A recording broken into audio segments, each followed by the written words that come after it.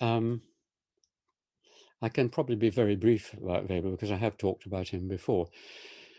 Um, one of the reasons I admire Weber so much more than the others is that he didn't cause any problems really.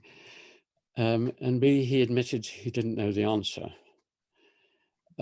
He just posed the problem because what he basically he falls on the despair side, because basically what he says is what Ernest says, which is that we have this world which is disintegrated and disintegrating, and we've lost the pillars on which it's founded, but it's also given us many great things.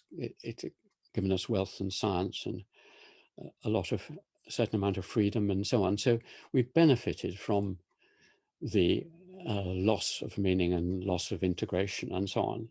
So we may have gained as much as we've lost, but we're not going to, in his view, be able to combine the two, because you've lost what you've lost. And if you start going back to the other thing, then you start losing out on what you've gained.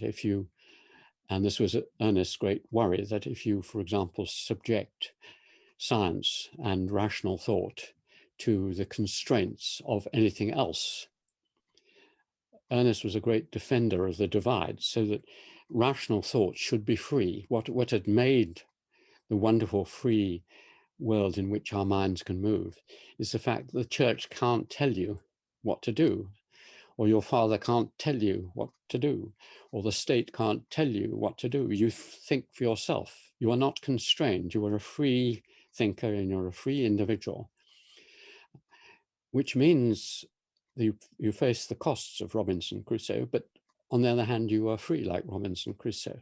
And Ernest was on the side of saying, well, I'd rather be Robinson Crusoe than in a gulag, even if it gave me some integration.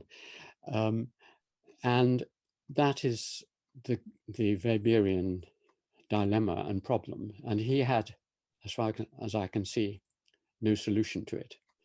And my life, and I've talked about this already, but basically my life has been through the middle of it, was following this thread of Weber-Gellner and seeing if there wasn't a way in which you could have your cake and eat it.